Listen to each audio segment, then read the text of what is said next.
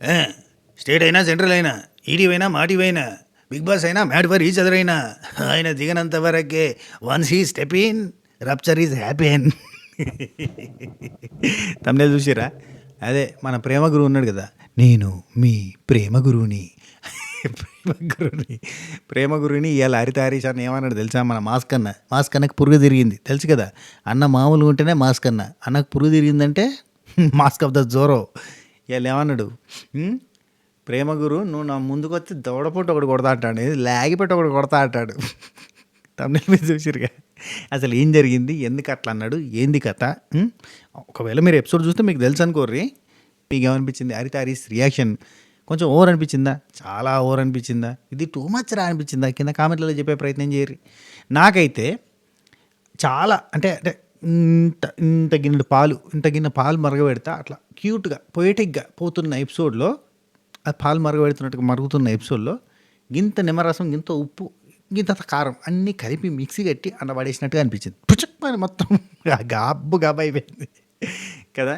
కానీ కొంతమంది భలే చెప్పారబ్బా.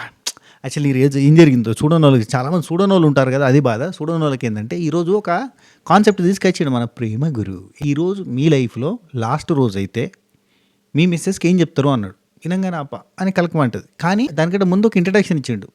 మగవాళ్ళు వాళ్ళ జీవితంలో బరువు బాధ్యతలు అనే దాంతో అండ్ అట్నే బిజీ లైఫ్లో మీరు మీ పార్ట్నర్ తోటి షేర్ చేసుకోవాలనుకునే షేర్ చేసుకోరు. ఒకవేళ ఇంకా మీకు ఛాన్స్ లేదు, ఇదే ఆఖరి రోజు అయితే మీరు ఏం చెప్తారు, ఏం కన్వే చేద్దాం అనుకుంటారో చెయ్యరి అన్నారు. చెప్తే కొంచెం బరువైన ఆన్సర్ వస్తుంది, గుండె బరువుతో మాట్లాడతారు కదా అనే కాన్సెప్ట్ చూసేటోళ్ళకి ఏంటంటే కొంచెం వామ్గా ఉంటుంది, హార్ట్ బరువెక్తుంది అని ఒక కాన్సెప్ట్ తోటి డిజైన్ చేసిండు. అందరూ కూడా చెప్తున్నారు. అందులో ఎస్పెషల్లీ నాకు సంధ్యా బ్రిట్టో చాలా మంచిగా చెప్పిండు ఆయన అనిపించింది, భలే అనిపించింది. ఆ చెప్పే విధానం కూడా చాలా బాగా అనిపించింది.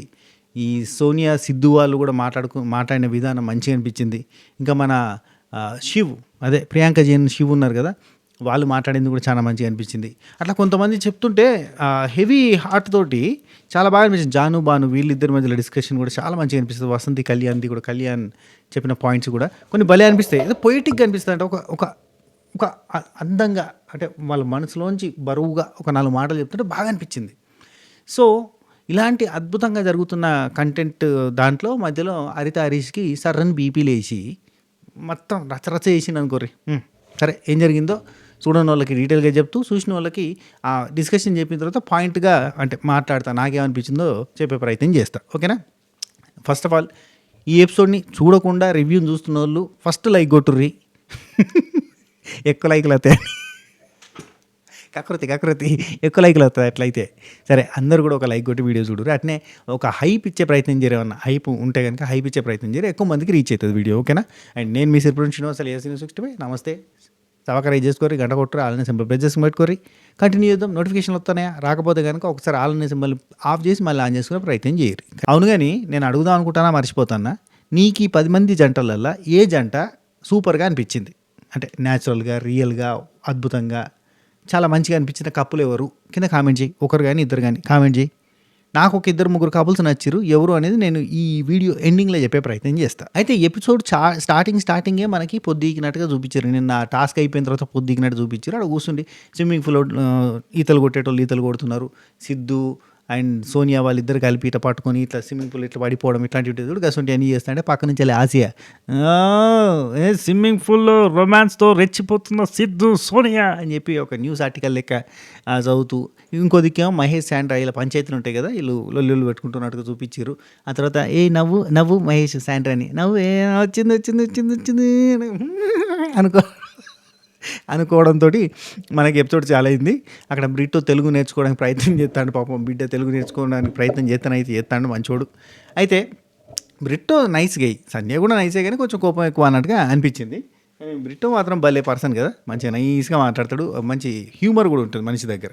ఇంకో దిక్కు అంజలి, పవన్, సోనియా అండ్ సిద్ధు వీళ్ళు మాట్లాడుకున్నది చూపించారు. ఇక్కడ సోనియా, అంజలి ఏం మాట్లాడుతారంటే ఇంటర్నేషనల్ సమస్య ఒకటి ఉన్నది. అదేంటంటే ఈ వసంతి, కళ్యాణ్ వీళ్ళిద్దరూ బాగా మాట్లాడుకోవడం లేదు. కళ్యాణ్ ఎక్కువగా టైం స్పెండ్ చేస్తాడు, అదొక సమస్య ఉన్నది.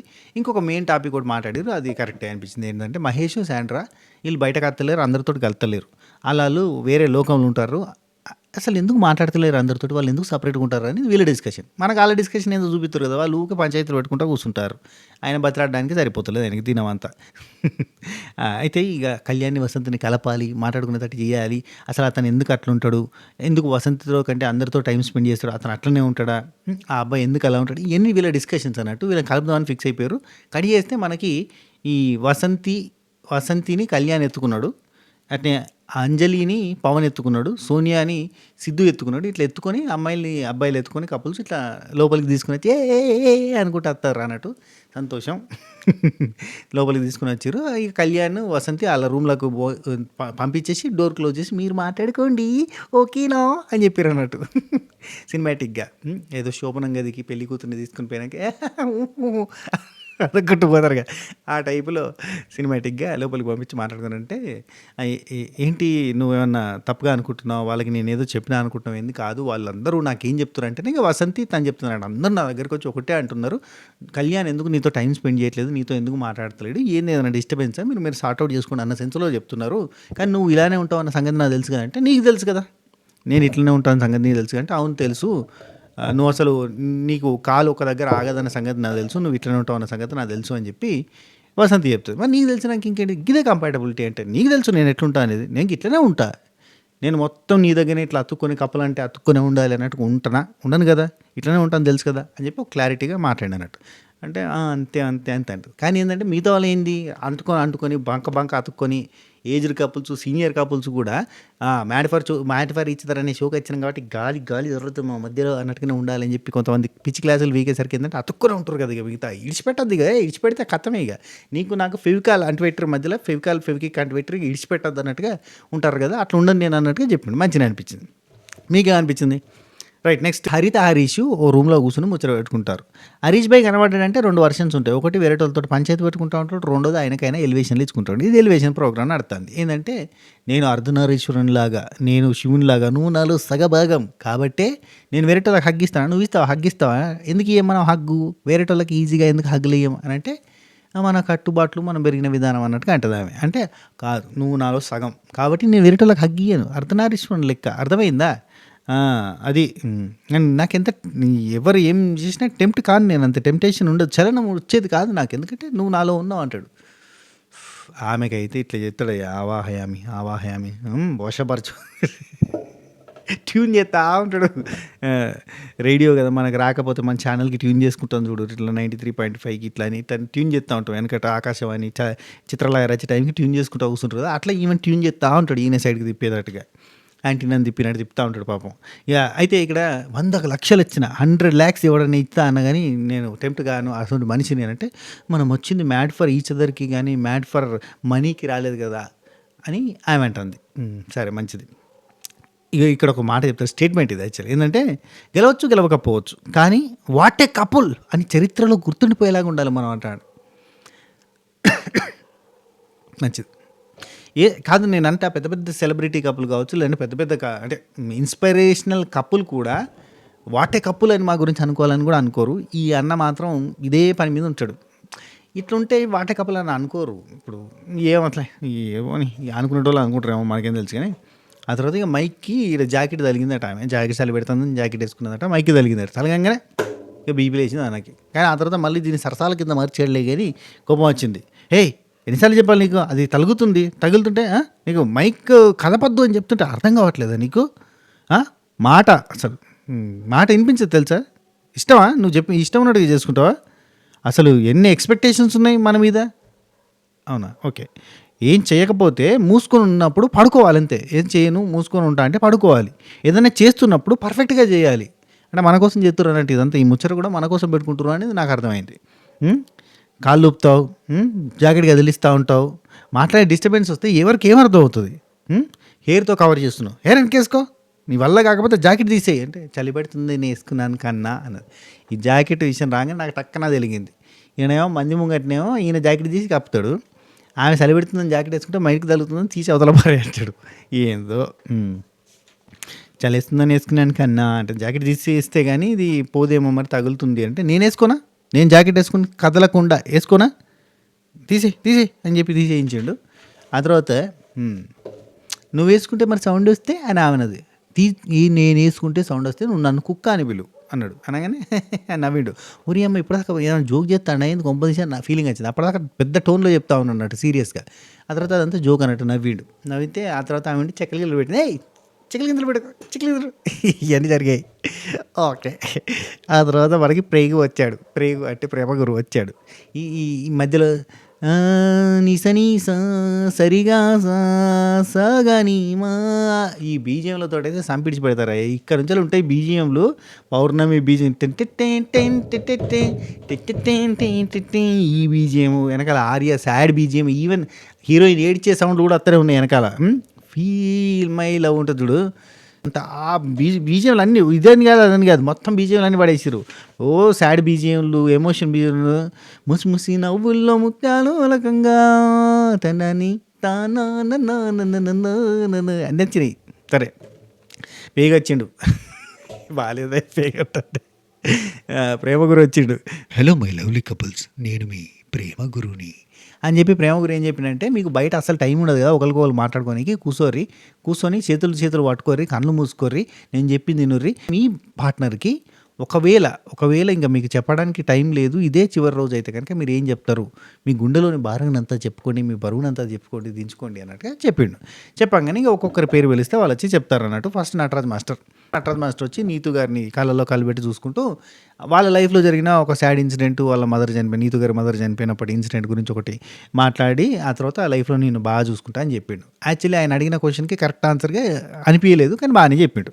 ఆ తర్వాత మహేష్ వచ్చి ఇక శాండ్రాని ఆమెను కూర్చుని పెట్టుకుని ముంగట ఎలాగైనా బతికేసి వచ్చి అందరికీ ఉన్నది, రకరకాలుగా బతకవచ్చు, ధర్మంగా బతికితే బాగుంటుందని, నువ్వు కలిసిన తర్వాత నా జీవితంలో పునర్జన్మ, నువ్వు కలవక ముందు అసలు నా జీవితం ఎట్లా అవుతుందో గమ్యం లేని గాలిపటం లెక్క వెళ్ళిపోతా ఉంది, అసలు నువ్వు కలిసిన తర్వాత మొత్తం మంచిగా అయిపోయింది, అదృష్టంగా భావిస్తా, బతుకంటే నేర్పించినావు, జన్మంటే ఏంటి, ఎలా ఉండాలో నేర్పించావు అని చెప్పి కొంచెం బరువైన మాటలు వేసి చెప్పిండు. కానీ గమ్యం లేని నాకు ఉత్తమ ప్రయాణంగా నిలిచావు, నాకన్నా నువ్వు అది అని మొత్తం ఘోరంగా చెప్పిండు. ఆమె ఏడిచింది, లాక్ చేసుకున్నారు. కానీ వీళ్ళ జంట చూస్తా అంటే అట్లా అనిపించేది. మళ్ళీ అంటే ఈయన చెప్పినంత అద్భుతంగా అనిపించేది, మొత్తం ఘోరంగా ఉంటుంది. ఈయన బతిలాడుకోవడం ఉంటుంది ఎప్పుడు 24/7. సరే ఆ తర్వాత జానుబాను వచ్చి వీళ్ళు భలే మాట్లాడారు. అమ్మ లేదు, నాకు ఆడ దిక్కు లేదు, మా ఇంట్లో ప్రేమ చూపించడం లేరు, చుట్టాలు కూడా పట్టించుకునే వాళ్ళు లేరు. అసోంటి లైఫ్లో చిత్తు కాగితం లెక్కున్న నా లైఫ్లో, నా జీవితంలోకి ఒక అందమైన రెయిన్బో లాగా కలర్స్ అద్దినవు నువ్వు. మా నాన్న చాలా బాగా చూసుకున్నావు, మా నాన్న కంటే ఎక్కువ అనిపించేలా చేసినావు, నువ్వు అంత ప్రేమ ఇచ్చినావు. మళ్ళా జన్మల కనుక నేను పుడితే, అంటే ఇక అది చివరి రోజు అని అన్నారు కాబట్టి, మళ్ళా జన్మల కనుక నేను పుడితే నేను నీ లెక్క పుడతావు, నువ్వు నా లెక్క పుడతావు, నేను నిన్ను ప్రేమిస్తా, కానీ నువ్వు ఈ జన్మలో నాకు చూపించినంత ప్రేమ నేను ఇవ్వలేకపోతున్నానేమో, ఎందుకంటే నీ అంత ప్రేమ నేను ఇవ్వలేనేమో అని మంచి భారీ ఎమోషనల్ ఒక మంచి వెయిట్ ఉన్న డైలాగ్ చెప్పిండు. వెనకాల Arya background sad music, thank you Chinnu నా లైఫ్లోకి వచ్చినందుకు, ఇట్లాంటివన్నీ చెప్పిండు, బాగానే అనిపించింది. తర్వాత మనకి సోనియా సిద్ధు వచ్చారు. సిద్ధు మాట్లాడకంటే ముందే సోనియా ఒక మాట అనేది భలే అనిపించింది అబ్బా. మనకు ఆల్రెడీ ప్రోమోలో కూడా వేసారు ఆ డైలాగ్. ఏం లేదు, సిద్ధు చివరి రోజు అని అంటే అప్పటికి నేను ఉండను, అయిపోయి ఉంటాను, నేను ఉండను. సిద్ధు చివరి రోజు అంటే అది నేను చూసి తట్టుకునేంత శక్తి, తీసుకునేంత కెపాసిటీ నాకు లేదు. సో అని ఇక ఇట్లా ఎమోషనల్ అయిపోయింది అన్నట్టు, బాగా ఎమోషనల్ అయ్యి మళ్ళీ టక్కన ఒక నవ్వు నవ్వింది. ఎందుకంటే ఇంత ఎమోషనల్ కూడా వాళ్ళు ఉండలేరు ఇద్దరు, తెలుసా. హే ఎందుకు ఎడుతున్నావు, ఎవరిగా అని చెప్పి ఆయన అంటూ ఉంటాడు. భలే అనిపిస్తుంది అబ్బా వాళ్ళ కపుల్ని చూస్తుంటే నాకు. ఇక ఆయన స్టార్ట్ చేసింది చెప్పడం, మనిషి పుట్టుకే శాపం అంట, నేను అందరూ చాలా వరం అనుకుంటారు కానీ అని చెప్పి సిద్ధు ఒక మాట చెప్పిండు. మనకు నచ్చిన వాళ్ళు దూరం అయినప్పుడు మనం తట్టుకోలేం.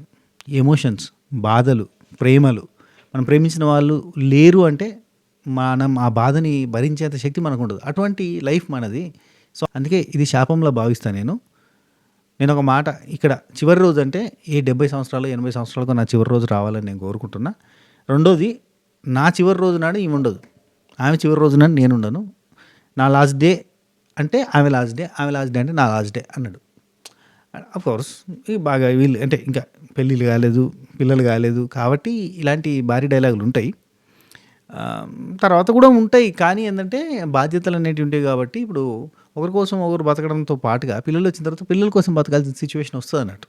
ఇప్పుడు ఎన్నో కపుల్స్లో హస్బెండ్స్ చనిపోయి ఉంటారు, వైఫ్లు సింగిల్ పేరెంట్గా ఉండి పెంచిన సందర్భాలు కూడా ఉంటాయి. కాకపోతే ఏంటంటే లవ్లో ఉన్నప్పుడు ఏంటంటే ఒకరి కోసం ఒకరే అన్నట్టు ఉంటుంది. కానీ ఆ లవ్ లైఫే కాకుండా బాధ్యతలు నెత్తి మీద పడడానికి ఏంటంటే సింగిల్గా కూడా బతకాల్సిన సిచ్యువేషన్స్ ఉంటాయి. సర్లే ఇది క్లాస్ బిగినట్టుంది. అంజలి పవన్ వీళ్ళు వచ్చారు. వీళ్ళు క్యూట్నెస్ని ప్రదర్శిస్తున్న ఫీలింగ్ వచ్చిందబ్బా నాకు. ఎందుకంటే అనవసరమైన క్యూట్నెస్ని ప్రదర్శిస్తున్నారేమో, అందరూ ఎక్స్ప్రెస్ చేయలేరు అనుకో. ఈయన ఎక్స్ప్రెస్ చేసిన విధానం ఏంటంటే కొంచెం ఆర్టిఫిషియల్గా అనిపించింది. అఫ్కోర్స్ ఆయన బాధ ఆయన చెప్పుకున్నాడులే. నేను ఇన్ని రోజులుగా నువ్వు అడుగుతున్న క్వశ్చన్లు అన్నిటికీ సారీ చెప్తున్నా, అన్నిటికీ ఆన్సర్ చెప్తా అని చెప్పి అన్నింటికీ సారీ అని చెప్పి నేను చేసిన తప్పులన్నింటికి సారీ, ఎంతో నాకు ప్రేమించినవు, నేను చాలాసార్లు నేనే మిస్టేక్ చేసిన. ఏదో అబ్బాయిలంతా నేనే మిస్టేక్ చేసిన అంటారు, అమ్మాయిలు ఇదే పాయింట్లో రివర్స్లో చెప్పమంటే నేను మిస్టేక్ చేసిన అంటారు వాళ్ళు అన్నారు. అబ్బాయిలు ఏందో నేను మిస్టేక్ చేసిన అని ఒప్పుకుంటారు. ఇదొకటి. సరే, నేను మిస్టేక్ చేసిన, నువ్వు 3 పిల్లలు అంటావు కదా, ఎప్పుడు నన్ను కూడా పిల్లల్లాగానే చూస్తావు కదా, సో పిల్లోడిని అనుకొని క్షమించి నన్ను అని చెప్పి బతలాడతాడు. అమ్ము సారీ అని చెప్పి హగ్ ఇచ్చిండు. అది matter. Next Anjali and Neetu వీళ్ళిద్దరు కలిసి వచ్చారు. ఎందుకంటే వీళ్ళ ఫ్రెండ్షిప్ గురించి చెప్దాం అన్నట్టుగా వచ్చారు. రాగానే సర్రాని భానుకి గాలింది. ఇది మంచి ఫీల్ తోటి పోతుంది, ఇక్కడ మీరు వచ్చి ఎందుకు డిస్టర్బ్ చేస్తారు, వేరే వాళ్ళే కప్పులే రాని ఫీల్ పోతుంది అని చెప్పి అక్క వద్దక్క అన్నాడు. అనగానే ఆమె కోపం వచ్చింది. ఈ లోపల ఎవరైనా ప్రిపేర్ అయితే అంతసేపు మేము మాట్లాడతామని ఆమె అన్నది. ఇక్కడ గ్యాప్ ఇట్లా వచ్చినట్టుంది, అక్కడ షూటింగ్ స్పాట్లో గ్యాప్ వచ్చినందుకు ఆమె కవర్ చేద్దామని వచ్చింది. కానీ వీళ్ళు రియాక్ట్ అయ్యారు. నూకరాజు ఉండి అక్క సీరియస్ అయితే చెప్పు, కామెడీ అయితే కనుక వద్దులే ఫీల్ దెబ్బతింటుంది అంటాడు కదా అని చెప్పి అంటాడు. Mask man Harish and Bhanu వీళ్ళిద్దరు లేచి వెళ్ళిపోతారు అక్కడ నుంచి వెళ్ళి. మాస్క్ అన్న వీళ్ళ కోసం లేచి వెళ్ళిపోయాడు అనుకున్నా. కడి చేస్తే లోపలికి పోయి నేను అలిగినా అని కూర్చుంటాడు. హరిత గారు పోయి ఇట్లా లాస్ట్ రోజు అంట, ఒకవేళ చివరి రోజు అయితే ఏంటి అని చెప్పాలంట అని మామూలుగా చెప్తూ ఉంటుంది. అసలు ఇదేంటి క్వశ్చన్, ఇదేంటి అన్నట్టుగా ఆయన సీరియస్గా అక్కడ కూర్చొని ఉంటాడు. ఈ గ్యాప్లో కళ్యాణ్ వసంతి వాళ్ళు వస్తారు, చెప్తారు వాళ్ళ పెళ్ళి టైంలో జరిగిన సిచ్యువేషన్స్ గురించి కొన్ని చెప్పి, ఆ తర్వాత ఈ శరీరం, ఈ జుట్టు, ఈ ఫేసు ఇదంతా మా నాన్న ఇచ్చిన గిఫ్ట్ అంట. నాన్న నువ్వు ఇచ్చిన గిఫ్ట్ నాకు ఇది, కానీ ఇప్పుడు నేను ఇలా ఉన్నాను, ఈ బాడీ ఇలా తయారైంది అంటే, ఈ బాడీని నేను ఇలా మలుచుకున్నాను అంటే దానికి కారణం వసంతి. నేను ఈరోజు ఇలా ఉన్నానంటే కారణం ఈమె. కాబట్టి మా నాన్న పెట్టిన భిక్ష, నువ్వు పెట్టిన భిక్ష ఈ శరీరం అని చెప్పి చెప్తాను. ఈయన ఓవరాల్గా ఏంటంటే ఈయన బాడీని ట్రాన్స్ఫార్మ్ చేసుకునే విధానానికి కారణం వసంతి అనేది బాగా ఎస్టాబ్లిష్ చేస్తాడు మిగతా అన్నిటికంటే. నెక్స్ట్ మన ప్రియాంక జైన్, శివ్ వీళ్ళు వచ్చారు. శివ్ కొన్ని విషయాలు చెప్పిండబ్బా. అంటే మనం పైనుంచి చూస్తా అంటే ఏదో బాగా పైసగల మనుషులు వీళ్ళు అన్న కైండ్ ఆఫ్లో కనబడతాడు కదా శివ్. కానీ తన స్టోరీ చెప్పిండు, భలే అనిపించింది. వాళ్ళ నాన్న ఒక కండక్టర్ అంట, ఫుల్ డ్రింకర్ అట, ఫ్యామిలీని పట్టించుకున్నప్పుడు వాళ్ళ అమ్మ ఉండి దగ్గరుండి రైజ్ చేసింది పిల్లల్ని. ఆ పాయింట్స్ అన్నీ చెప్పిండు. అట్లాంటిది నా లైఫ్లో ఇంకా నేనేమనుకున్నా అంటే, మా నాన్న ఒక మంచి నాన్నలా లేడు, మంచి భర్తలా లేడు, నేను మంచి భర్తలా ఉండాలి, మంచి నాన్నలా ఉండాలి, మంచి పేరెంట్లాగా ఉండాలి, మంచి కొడుకులాగా ఉండాలి అని అనుకున్నా. నేను ఎప్పుడు మా అమ్మని బాగా ఇష్టపడేటోని, మా అమ్మ ఎక్కువ సంవత్సరాలు బతకాలి, నా ఆయుష్ కూడా తీసుకుని బతకాలి, ఆమె చాలా బాగుండాలి అని కోరుకునేటోని. సేమ్ ఇట్నే ప్రియాంకను కూడా కోరుకుంటా, వీళ్ళు బాగుంటేనే నేను బాగుంటా కాబట్టి అని కొన్ని పాయింట్స్ చెప్పిండు. కొంచెం ఎమోషనల్గా అనిపించింది. ఆ తర్వాత మనకి హరిత హరీష్ని రమ్మంటే, నేను దీంట్లో లేను, నేను రాను, అక్కడ పోయి కూర్చుని పెడతారు అని చెప్పి కూర్చుని పెడతారు, తీసుకుపోయి అక్కడ లోపల ఉంటే కూర్చుండి హరీష్ ఇప్పుడు మీ వంతు అని అనగానే, నేను రాను, నేను లేని దీంట్లో, నేను టోల్ రేట్ చేయలేకపోతున్నా, బుద్ధుందా ఇలాంటి క్వశ్చన్ అడిగేటప్పుడు? లవ్ అనే కాన్సెప్ట్ అంటే వచ్చా, ఎదురుగుండా వస్తే లాగిపెట్టి ఒకటి కొడతా అంటాడు. ప్రేమ గురువుని మాట్లాడలే కదా, ప్రేమ గురువు చల్లబడ్డాడు ఇక, అసలు మాట్లాడలే ఇక. సీరియస్ అవ్వద్దని ఆగుతున్నా పని నుండి. ఏంటిది చివరి రోజు ఎలా ఉంటుంది? చివరి రోజు హరిత చివరి రోజు అంటే ఎలా తట్టుకుంటానని అంటాడు. ఆయన అడిగిందేమో మీ చివరి రోజు అయితే, ఈయన ఆయన చివరి రోజు అన్నాడు. సరే పోన్లే ఏదో ఒకటిలే కానీ మొత్తానికి అయితే ఏంటిది శివనా ఇదేంటి చండాలం అన్నట్టుగా తిడతా ఉన్నాడు. అక్కడ బాగా నుండి అన్న మేము ఇన్ని రోజులు ఎక్స్ప్రెస్ చేయండి చేసినాం కదా అన్న, అట్లా నువ్వు కూడా ఎక్స్ప్రెస్ చేయండి ఏదో ఉంటే చేయొచ్చు కదా అని అంటే, బ్రదర్ ఆయన అడిగిండు, ఆయనకు ఆన్సర్ చెప్పిన, నువ్వు మధ్యలో రావాల్సిన అవసరం లేదు. కళ్యాణ్ నుండి ఇక బాను తీసుకుని నువ్వు ఎందుకు మాట్లాడుతున్నావు వదిలే అని చెప్పి అక్కడ మాట్లాడక అన్నట్టుగా లోపలికి పోతాడు. ఇక బాను లోపలికి పోతాడు, కళ్యాణ్ లోపలికి పోతాడు. వీళ్ళిద్దరు సీరియస్గా ముచ్చట పెట్టుకుంటూ ఉంటారు. ఇక్కడ కళ్యాణ్ అంటారు అన్నట్టు, నామినేషన్లో చూపిద్దాం, ఓకే నామినేషన్లో చూపిద్దాం, ఇక్కడ కాదు ఎందుకు మాట్లాడుతున్నావు నువ్వు, నీకెందుకు, ఒక టాస్క్ ఫార్మేట్ ఏడ్చినప్పుడు దానికి తగ్గట్టుగా పోవాలి మనం అంతే. కళ్యాణ్ నుండి నేను మాట్లాడినప్పుడు ఆ మనిషి ఉన్నాడా, ఆ పాయింట్ పెట్టి నేను నామినేట్ చెప్తా ఉంటాడు.